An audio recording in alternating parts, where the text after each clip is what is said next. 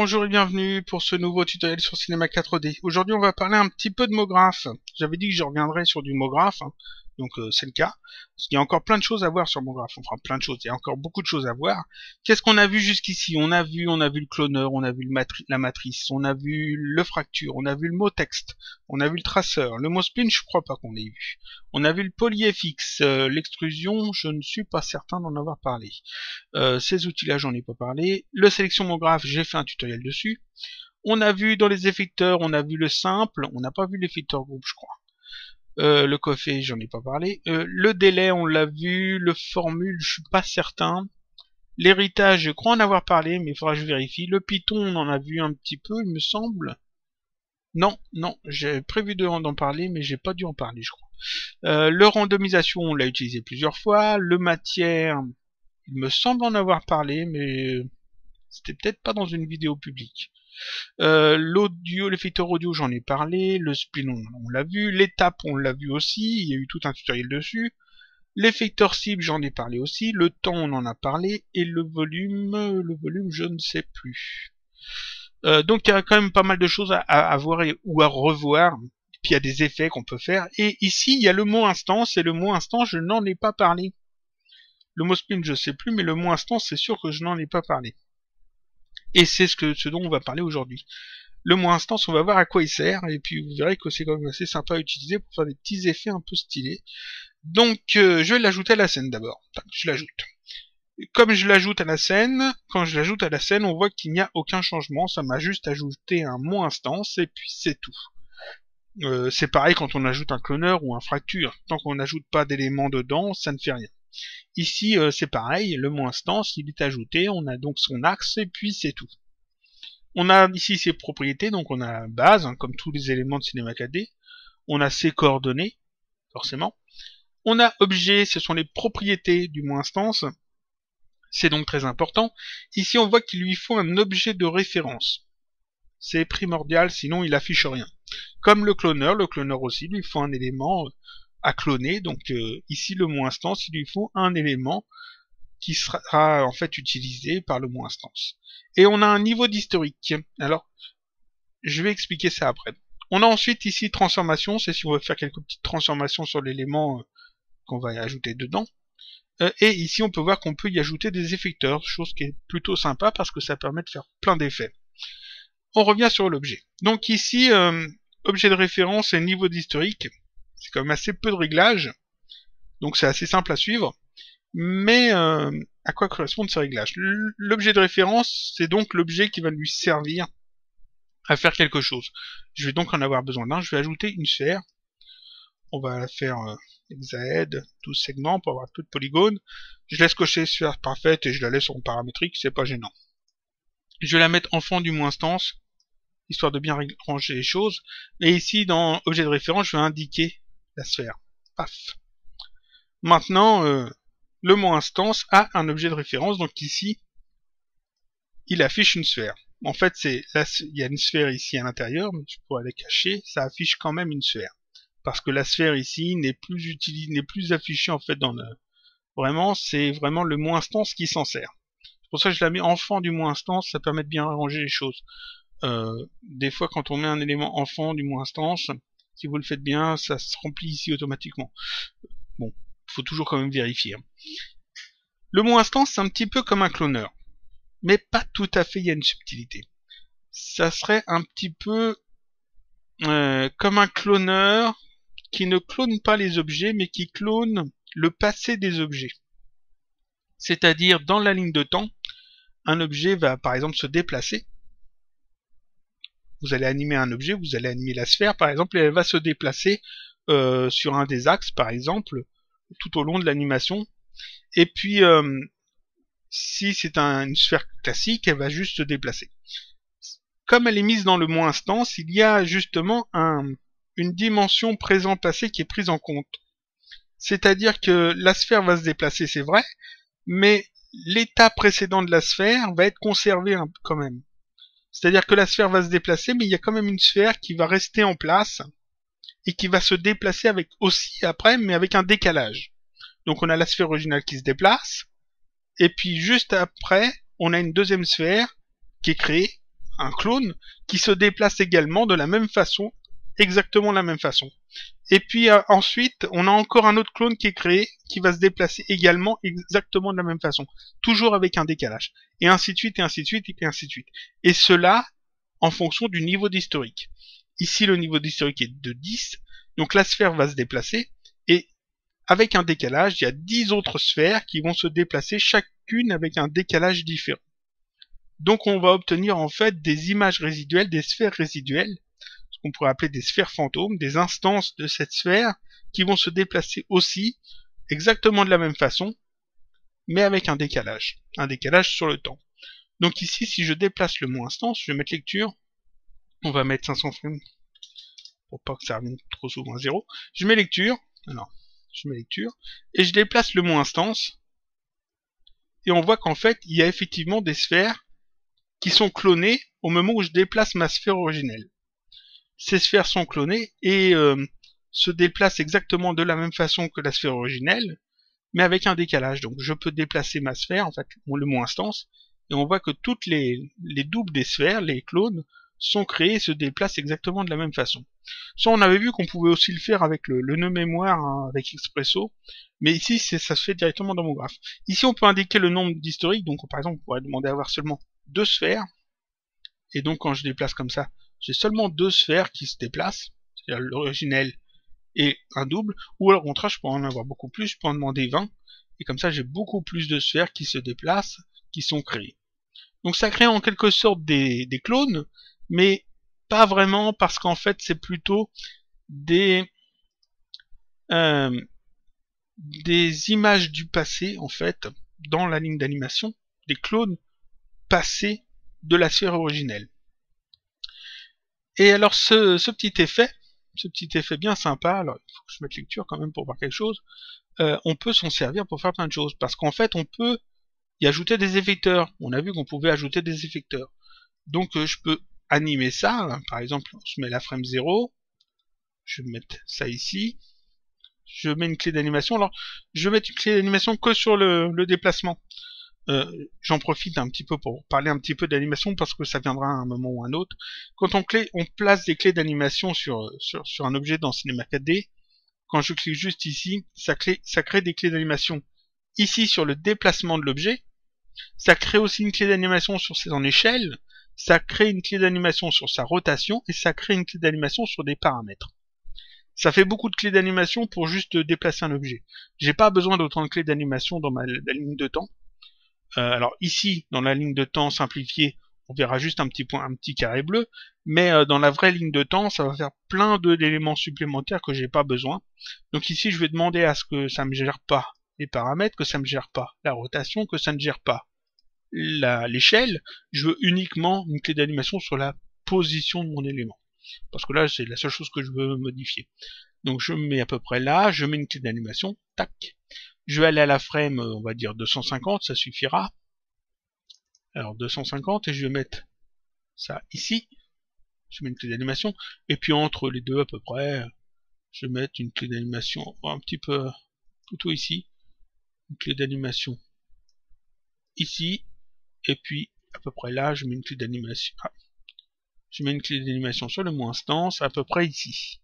Voilà, je remets tout à 0. Ici, quand ça va boucler, ça va poser problème. On va voir ça après. Je fais lecture, et on voit qu'en fait, ça se déplace.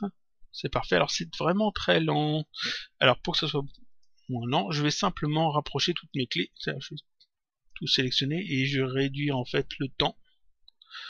Voilà, de manière que ça aille beaucoup plus vite. Et ici, on va mettre seulement 250 frames. Ça suffira. Voyons ce que ça donne. Ouais, c'est pas mal, mais c'est pas parfait. Mais bon, on va garder ça comme ça. Et quand ça va revenir ici au début, hop, ça repart. C'est parfait. On va diminuer par contre peut-être 150. Voilà. Pas avoir une ligne de temps trop longue. Voilà, donc là en fait j'ai mon animation qui est faite et on voit que le mot instance déplace effectivement la sphère originelle, donc son objet de référence, et crée en fait tous les sphères fantômes, tous les clones d'historique de cette sphère tout au long de mon animation. On peut y ajouter des effecteurs, on a vu ça, donc je peux aller sur le mot instance et puis ajouter un effecteur. Par exemple, je pourrais ajouter un effecteur randomisation, ça rajoute en fait du hasard dans la position des clones, dans la position des sphères d'historique. Donc ici, vous voyez que ça va un petit peu au pif, ça part un peu dans tous les sens, hein, c'est un petit peu différent. On a un style un petit peu différent. C'est pas ce qui est le plus intéressant, on va voir autre chose. Qu'est-ce que je pourrais ajouter? Ce qui serait intéressant, ça serait peut-être d'ajouter un effecteur étape. On a vu déjà l'effecteur étape ajoute une modification sur chaque clone, et puis cette modification se modifie au fur et à mesure des clones. Donc je vais ajouter un effecteur étape, et je vais demander, alors là par défaut ça augmente, parce que l'effecteur étape dans ses propriétés, dans ses paramètres, on a l'échelle qui est de 1, c'est-à-dire que chaque clone est plus grand que le clone précédent. Moi c'est pas ce que je veux, je vais demander au contraire que ça soit l'inverse, donc je vais mettre -1. Ici je vais mettre -1. Voilà, donc chaque clone sera plus petit que le clone précédent. Et si je fais lecture, alors je vais faire ça par contre, voilà. Si je fais lecture, on voit que chaque clone est plus petit. Alors, les clones, comme ça va vraiment pas très vite, les clones s'imbriquent les uns dans les autres et on voit pas grand chose. Je vais essayer d'accélérer un petit peu mon animation. C'est-à-dire que tout ça, je vais encore réduire la taille. Voilà, pour que ça aille vraiment très vite, on va mettre un truc comme ça. Hop. Voyons ce que ça donne, là ça devrait aller beaucoup plus vite. Ouais, c'est un petit peu mieux. C'est un petit peu mieux. On peut peut-être retirer une clé d'animation, peut-être. Je vais retirer une clé d'animation, on va retirer celle-là. Et on va déplacer celle-là. Ah, voilà. On va la redéplacer ici. Tac. On va retirer ça. Je m'arrange hein, pour que ça soit un petit peu mieux. Juste 3 clés d'animation, ça devrait être pas mal. Donc ce que ça donne, c'est encore lent hein, de ici à ici. Voilà, là c'est mieux. On va en mettre que 2. 2 clés d'animation, voyons ce que ça donne. J'ai un déplacement, oui. Rapprocher ça. C'est mieux. Donc ici on voit bien qu'il y a un déplacement qui se crée. Et on a effectivement tous les clones. Et chaque clone est plus petit à chaque fois. On voit ça. Chaque clone est plus petit que le clone précédent. Donc ici j'ajoute un effecteur et ça me donne un effet. Ça c'est sympa. Voyons ce qu'on peut faire un petit peu mieux. On va retirer toutes ces clés d'animation parce que ça c'était juste pour montrer. Voilà, ça je supprime toutes les clés d'animation et on va remettre ça en fait au centre de la scène. Voilà, parfait. Et on va ajouter un petit truc qui donne un effet un petit peu plus élastique, pas avec un effecteur mais avec juste un petit setup. C'est-à-dire que je vais ajouter, on va dire 3 neutres. Je pourrais en ajouter que 2, mais enfin on va en mettre 3. De forme étoile, c'est joli les étoiles, tac. Là, on va les faire orange. Et donc là j'ai une petite étoile orange, on va faire un petit peu plus grande quand même histoire de la voir. Voilà, une petite étoile orange. Je vais en faire 3, donc celle-là je vais l'appeler A. J'en veux une que je vais appeler B, et une autre que je vais appeler C. B et C. Je fais un petit peu au pif, hein. On fait un truc juste pour s'amuser, pour voir à quoi ça peut, ce que ça peut donner. On va mettre une étoile ici. Là, et puis celle-là, on va la déplacer ici, de manière à peu près à mettre le mot instance au milieu. Et on va ajouter, alors on va les grouper ces étoiles, Alt G. Voilà, on va appeler ça contrôle. C'est ce qui va me permettre de contrôler en fait le mouvement de mon mot instance. Je vais ajouter sur le mot instance un tag contrainte. Parce que comme je veux un effet un petit peu élastique, je vais ajouter un tag contrainte. J'ai déjà fait un tutoriel sur le tag contrainte, hein, si vous voulez en savoir plus, vous cherchez dans les vidéos de la chaîne contrainte. C'est-à-dire que dans l'onglet vidéo sur la chaîne, vous avez une petite loupe, une petite icône de loupe, vous cliquez dessus, vous tapez contrainte, ça va vous sortir toutes les vidéos où il y a le mot contrainte, et vous trouverez en fait la vidéo sur le tag contrainte. Donc je fais un clic droit, propriété personnage, contrainte, tac. Et ici je vais ajouter, donc comme je dis que je voulais un truc un peu élastique, je vais ajouter une contrainte rosseur. Je coche rosseur, je vais dans l'onglet rosseur. J'ai 3 neutres qui vont me servir de cible, donc j'ajoute ici 3 cibles. Alors j'en ai déjà 1, 2 et 3. Je vais mettre le neutre A dans la première cible, le neutre B dans la deuxième, le neutre C dans la troisième.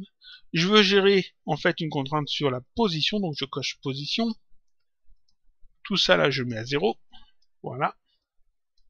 Et maintenant, en fait, le mot instance, avec ce tag contrainte, le tag contrainte va forcer le mot instance à se positionner au centre, en fait, de ces trois neutres. Si je fais lecture, hop, le mot instance est automatiquement placé au centre de ce triangle de 3 étoiles, de 3 neutres.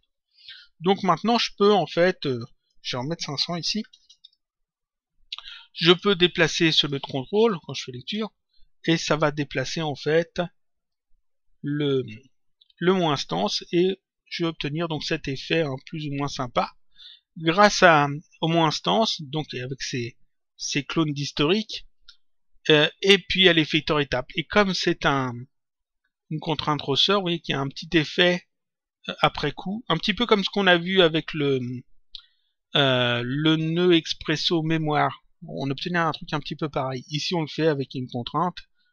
C'est beaucoup plus rapide peut-être, ça évite de passer par Expresso. Mais enfin, c'est le même système. Donc ici, j'ai mon petit effet de fait.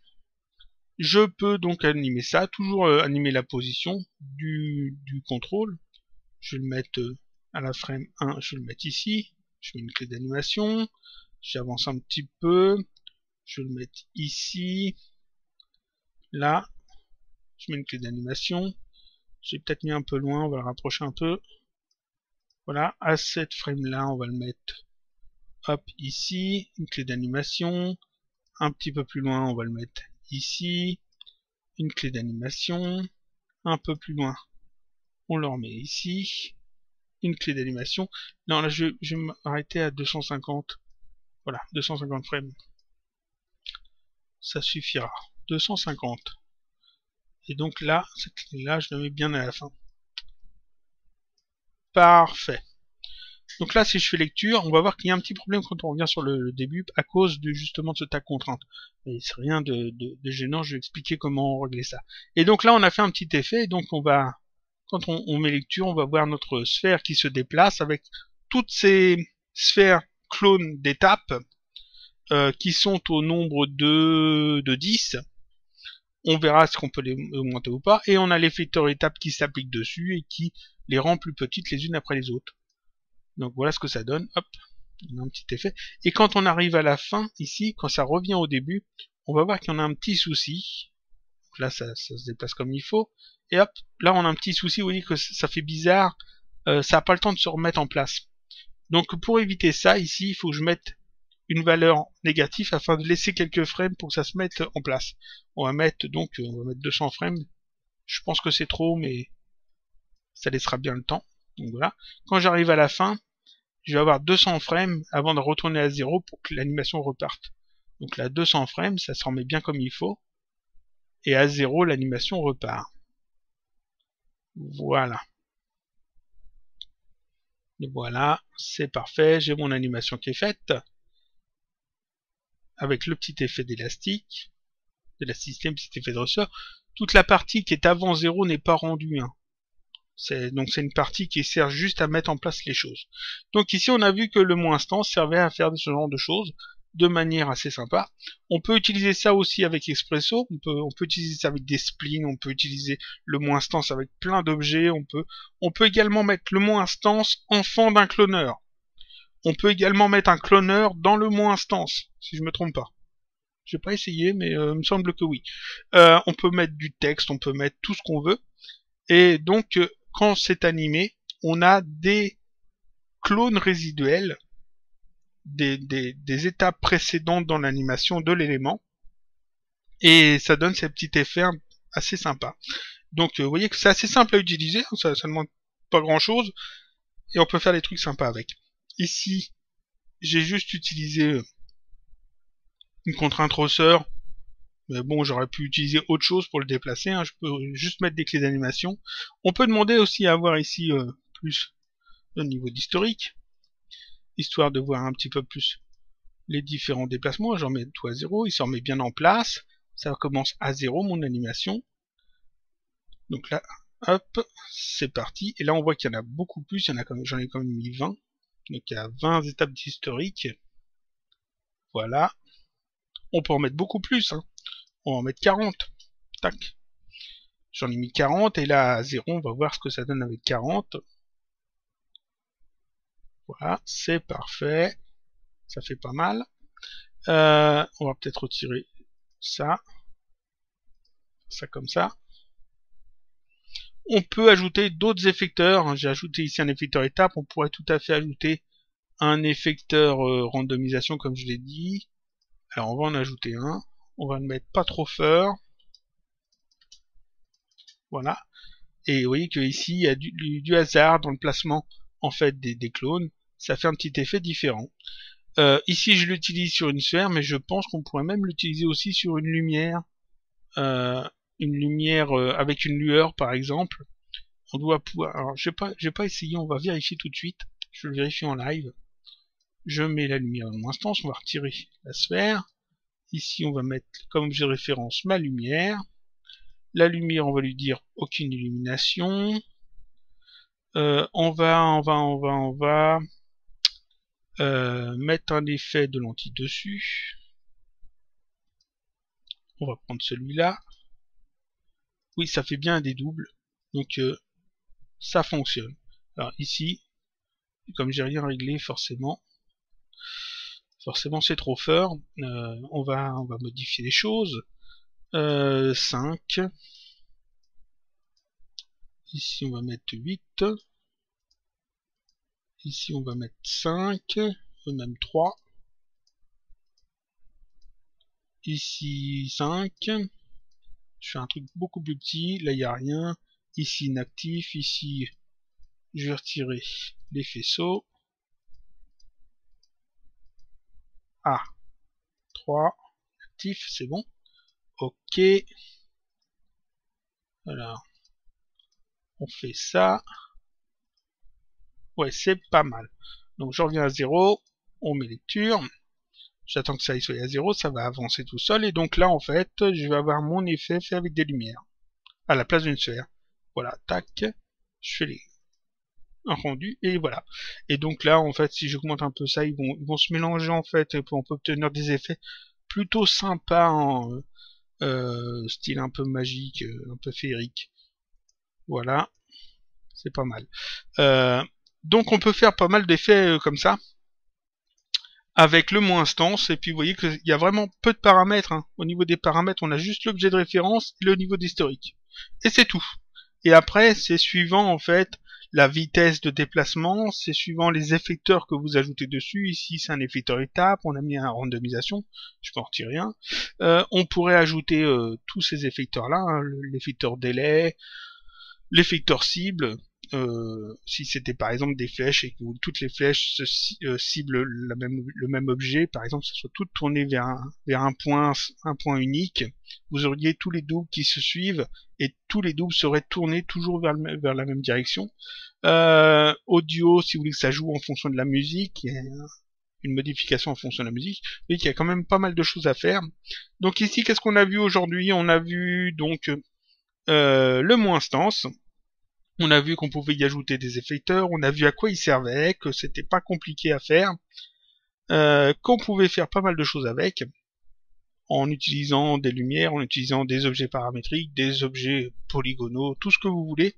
On peut également lui mettre dans un cloneur, comme j'ai dit, ou mettre un cloneur dans le mot instance. On peut l'utiliser avec du texte, avec des splines, et puis ça permet de faire pas mal de choses. On a vu aussi, on a revu un petit peu le tag contrainte, mais là je vous conseille vraiment d'aller voir la vidéo que j'ai fait uniquement sur ce tag qui explique en fait tous les réglages. Et puis j'ai expliqué en fait ces petites icônes, mais ça je pense que je l'avais déjà expliqué. Il y aura des tutoriels qui vont arriver sur l'animation, mais il faut que je les prépare. Il y a beaucoup d'autres tutoriels qui doivent arriver également. J'en ai plein à préparer, vous m'en avez demandé beaucoup. Il y a un truc sur la coque de bateau, il y a de la modélisation. Il y a plein de tutoriels que vous m'avez demandé, plein. Et je les fais un petit peu au fur et à mesure quand un sujet me tente. Et puis voilà. C'est tout pour cette semaine. C'était peut-être un peu court, mais bon, il n'y a pas plus de choses à dire, hein, vu que le mot instant, ça a peu de réglages. Je vous dis à la semaine prochaine pour un autre tutoriel, toujours sur Cinema 4D. Dans ce cas-là, on verra si je reviens un petit peu sur Sketch and Tool, ou si on fera encore un peu de MoGraph, ou si on verra de l'animation. Je sais pas. J'en profite pour dire que Natron, le logiciel Natron, que j'ai parlé dans le tutoriel précédent, est passé en version 1.2.1, c'est-à-dire qu'il y a eu une mise à jour de fait. Si vous avez installé le logiciel avant la mise à jour, allez voir, en fait, il y a une mise à jour de fait, vous avez juste à le retélécharger et le réinstaller au même endroit. Ça écrase l'ancienne version et ça met à jour. Il y a 2 nœuds supplémentaires qui sont ajoutés, puis il y a des corrections de bugs. Et je précise aussi que ceux qui veulent installer Natron sous Windows 8, ça fonctionne bien, il n'y a pas de souci. Seulement Windows 8 a un système qui s'appelle Smart Screen, qui est une grosse saloperie, hein. C'est le terme que j'ai envie d'utiliser parce que je vois pas comment qualifier ça autrement. C'est un système qui est censé éviter à ce que vous installiez des logiciels malveillants. C'est-à-dire que c'est censé vous protéger justement contre les virus, contre les malwares, contre les chevaux de Troie, etc. Mais seulement ce système est mal foutu. Et ce système est lui-même un malware en quelque sorte, puisque en fait il surveille tous les logiciels que vous installez et envoie la liste un petit peu à un moment donné à Microsoft de manière sécurisée mais mal sécurisée. Donc c'est bien sans être bien. Donc ça part d'une bonne idée, mais c'est mal fait. Donc dans ce cas-là, si vous l'installez sur Windows 8, vous allez avoir un message qui vous dit que vous pouvez pas l'installer. Il y a dans ce message, il y a un lien qui s'appelle plus d'informations. C'est écrit plus d'informations. C'est mal expliqué, mais il faut cliquer dessus et puis là vous pouvez forcer l'installation. Étant donné que Natron est un logiciel open source, vous pouvez installer Natron sans souci, c'est-à-dire que comme le code source est fourni, s'il y avait un virus ou un malware dedans, dites-vous bien que quelqu'un l'en aurait parlé. Et donc ça se voit, vu qu'il y a le code source qui est fourni avec le logiciel, s'il y avait un problème, ça se verrait. C'est pas un logiciel qui est donné tel quel, c'est un logiciel open source. Et les logiciels open source, comme on a les sources, on peut voir s'il y a quelque chose de malveillant dedans. Donc là, il n'y a pas de souci normalement, vous devrez pouvoir l'installer sans problème. Il faut juste passer outre l'avertissement de Smart Screen, qui est pas tout à fait clair sur comment ça fonctionne. C'est-à-dire que, par exemple, si vous voulez installer le logiciel Opera sous Windows 8, des fois, Smart Screen vous dit non. On sait pas pourquoi. Peut-être que le fait que Opera soit un concurrent d'Internet Explorer peut être en jeu, mais enfin, ça m'étonnerait. Mais, vous voyez qu'on sait pas. On peut pas savoir. Donc, je vous dis juste que Natron fonctionne sous Windows 8. Vous pouvez l'installer sans problème. Il faut juste passer outre l'avertissement de Windows 8, avertissement qui est, on sait pas pourquoi Windows 8 choisit de mettre un avertissement sur un logiciel plutôt qu'un autre. C'est assez flou, ça. C'est peut-être Windows 8 le malware finalement. Enfin bref, voilà, donc j'ai tout dit sur Natron et puis sur le tutoriel de cette semaine. Je vous dis donc à la semaine prochaine pour un autre tutoriel, toujours sur Cinema 4D.